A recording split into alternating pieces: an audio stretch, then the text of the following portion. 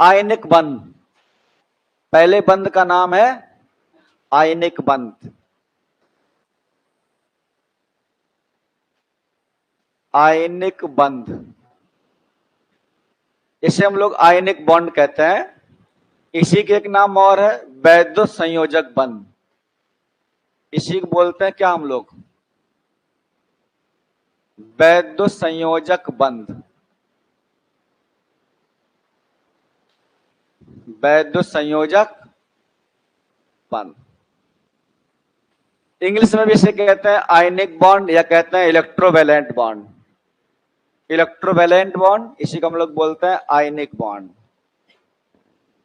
Ionic bond इसलिए कहते हैं, इसमें आयन का निर्माण होता है विपरीत आवेशित, और विपरीत आवेशित आयनों के बीच बंद होता है, उसे बोलते हैं वैद्युत संयोजक बल, इलेक्ट्रोस्टैटिक फोर्स। इसलिए उसको नाम बोलते हैं वैद्युत संयोजक बंध।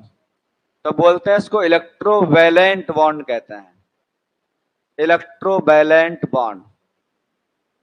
देखो भैया, इसमें दो बातें बहुत जरूरी हैं। ये वाला बंध किसके किसके बीच में बनता है?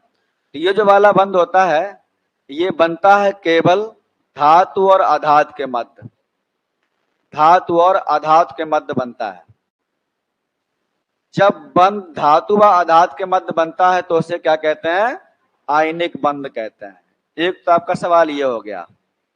दूसरा सवाल ये बनता है, ये बनता कैसे है? तो ये बनता है इलेक्ट्रॉन के ट्रांसफर के द्वारा। ट्रांसफर को बोलते हैं स्थानांतरण। इसे बोलते हैं क्या? इलेक्ट्रॉन का स्थानांतरण, स्थानांतरण कहते हैं। अब यही इसकी परिभाषा है। जब धातु व अधातु के मध्य इलेक्ट्रॉनों के ट्रांसफर के द्वारा बंध बनता है उसे क्या कहते हैं हम लोग? आयनिक बंध कहते हैं या फिर वैद्युत संयोजक बंध कहते हैं। अब इसमें एग्जाम्पल कैसे लिखते हैं हम लोग?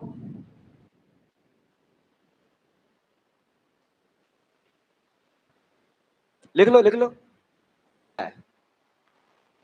पहला एग्जाम्पल आपका NaCl है। क्वेश्चन क्या पूछेगा? इसमें किस प्रकार का बंध है?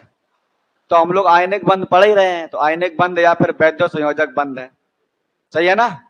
और ये क्वेश्चन आपके बोर्ड का फेमस क्वेश्चन है और ये कई बार यूपी कैट में भी आ चुका है कि NaCl में किस प्रकार का बंध पाया जाता है, तो आयनिक बंध या वैद्युत संयोजक बंध। अच्छा देखो, इसमें हम लोग कैसे बनाते हैं। इसमें धातु क्या होती है? सोडियम। और अधातु क्या होती है? क्लोरीन। ध्यान रखिए, किसी भी कंपाउंड में पॉजिटिव वाला पार्ट हमेशा पहले लिखा जाता है, नेगेटिव वाला पार्ट हमेशा बाद में लिखा जाता है। ठीक, और पढ़ा भी जाता है। पॉजिटिव का नाम है सोडियम, इसका नाम क्या है? क्लोरीन, तो हो जाएगा सोडियम क्लोराइड। इससे पहले क्या करते हैं हम लोग? अलग अलग लिखते हैं। ये सोडियम और प्लस ये क्या है? क्लोरीन। इसका नंबर 11, इलेक्ट्रॉन विन्यास करेंगे 2 8 1। इसका नंबर 17 है, तो लिख देंगे 2 8 और 7। बंध बनाने में बाह्यतम कोष के इलेक्ट्रॉन भाग लेते हैं। कौन से इलेक्ट्रॉन भाग लेते हैं? बाह्यतम कोष वाले। इसके पास बाह्यतम है 7, यहाँ पर 1, तो यहाँ बना देंगे हम लोग 7 इलेक्ट्रॉन। ये हो गए हमारे 7। अब क्या होता है? इलेक्ट्रॉन का ट्रांसफर होता है। ट्रांसफर कौन करता है? हमेशा कम वाला। धातुएं इलेक्ट्रॉन का हमेशा क्या करती हैं? ट्रांसफर करती हैं। अधातुएं इलेक्ट्रॉन को ग्रहण करती हैं, धातुएं इलेक्ट्रॉन का त्याग करती हैं। ठीक, तो इसमें धातु कौन है? सोडियम। इलेक्ट्रॉन ट्रांसफर क्यों करते हैं? स्थायी कक्षा प्राप्त करने के लिए। स्थायी कक्षा मतलब बाह्यतम कोष में 8 के लिए। ये एक यहाँ दे देगा, ये दिया किसने है?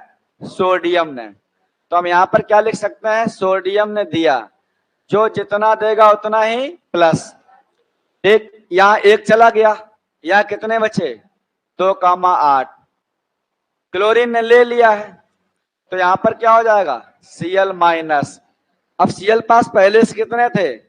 7, तो हम बना देंगे यहाँ पर 7। ये 7 बन गए हमारे जो पहले से थे। अब इसके बारी कक्षा में कितने हो गए बताओ? अच्छा, 7 पहले से थे, 1 ले लिया, कितने हो गए? 8। तो Cl माइनस बाह्यतम कोष में कितने होते हैं? 8। अब यहाँ पर विपरीत आवेश आ गए। कौन कौन? धनात्मक और ऋणात्मक। इसके बीच में आकर्षण बल लगता है। क्या लगेगा? आकर्षण बल। ये पास पास आएंगे तो बंध बन जाएगा। जितना पॉजिटिव है, जितना नेगेटिव, उतना ही बंध बनता है। एक पॉजिटिव है, एक नेगेटिव है, तो दोनों के मध्य कितना बॉन्ड बनेगा? एक बंद, एकल बंद। इसे बोलते हैं हम लोग क्या? सीएल। कुछ बात समझे कि नहीं? बंद कैसे बनता है? बाह्यतम कोष इलेक्ट्रॉन बंद बनाने में भाग लेते हैं। इलेक्ट्रॉन कौन देता है? हमेशा धातु। पहचान क्या होती है? अगर बाहरी कक्षा में एक इलेक्ट्रॉन है, दो इलेक्ट्रॉन है, तीन है, तो ये क्या होती है? हमेशा धातु होती है। और 4 से लेकर 7 तक है तो अधातु होती है। तो किसी बाहरी कक्षा में इतना आ जाए, ये ट्रांसफर कर देगा। ट्रांसफर क्यों करेंगे? 8 होने के लिए। अगर ये इसको दे देगा तो इसके बाहरी कक्षा में 8 हो जाएंगे, इसके पास 8 रह जाएंगे। ठीक, तो आपसे पूछेगा बताओ अच्छा NaCl में किस प्रकार का बंध है? क्या बता देंगे हम लोग? आयनिक बंध है। एक एग्जाम्पल हम लोग और बताते हैं, बहुत छोटा सा। जैसे देखो भाई, मान लो हमने यहां पर लिया है MgO, मैग्नीशियम ऑक्साइड। अब यहां हम लोग अलग अलग बना देंगे। क्या बना देंगे? मैग्नीशियम और ऑक्सीजन। बाह्यतम कोष इलेक्ट्रॉन लिख दो। इसका नंबर मैग्नीशियम का 12, तो 2 8 कितना हो गया? 2 हो गया ना। ऑक्सीजन कितना है? 8, तो 2 कामा 6। बाह्यतम कोष इलेक्ट्रॉन बंद बनाने में भाग लेते हैं। इसके पास कितने रह जाए? यहाँ पर 2। अच्छा बताओ ऑक्सीजन पास कितना है? यहाँ पर ऑक्सीजन पास यहाँ पर है 6 इलेक्ट्रॉन। 1 2 ये बनाएंगे हमेशा जोड़े में।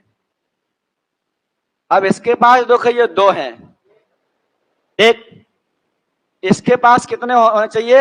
8। अगर ये 2 इसको दे देगा तो इसके पास कितने हो जाएंगे? 8। ये इसको बहुत गौर से देखता रहता है। इसके पास 2 है ना, तो ये 2 इसकी आंखें हैं। तेरे मस्त मस्त 2 नैन, मेरे दिल का ले गए चैन। ये चिल्लाने लगता, वाह वाह नहीं पगलवा। ये 2 इधर चले जाएंगे तो ये 2 चले जाएंगे, यहां 2 प्लस हो जाएगा। इसने लिया है तो 2 माइनस, तो यहां पर हो जाएगा Mg2 प्लस, ऑक्सीजन 2 माइनस। यहां बचेगा 2 कामा 8, 2 कामा 8। तो कोई बोले O2 माइनस में बाहरी कक्षा में कितने होते हैं? 8। 6 इसके पास पहले से थे, इसके पास 6 इलेक्ट्रॉन तो पहले से थे, 2 इसने ले लिए, कितने हो गए बाहरी कक्षा में? 8। अब बताओ इसके बीच एक बॉन्ड बनेगा, 2 बनेंगे? 2 बनेंगे। अगर 2 परमाणुओं के बीच में बराबर आवेश है तो इसके बीच में कितने बनेंगे? हमेशा बराबर बॉन्ड। देखो भाई, एक पॉजिटिव, एक बॉन्ड यहां आया, एक पॉजिटिव ने एक बॉन्ड बना लिया, इसके पास एक ये वाला बॉन्ड बन जाए। कितने बॉन्ड बन जाएंगे? 2। तो जनरली आपने लिखा देखा होगा कि मैग्नीशियम कितना बॉन्ड बनाता है हमेशा ऑक्सीजन पास में? Double bond. ऐसे बनेगा ये। अगर 2 के बीच में यहाँ 3 पॉजिटिव है, यहाँ 3 नेगेटिव है, तो कितना बॉन्ड बनेगा? 3 बॉन्ड। 3 से ज्यादा 2 परमाणुओं के बीच में बंध नहीं बनते हैं। इसको हम लोग क्या बोलते हैं? आयनिक बंध बोलते हैं।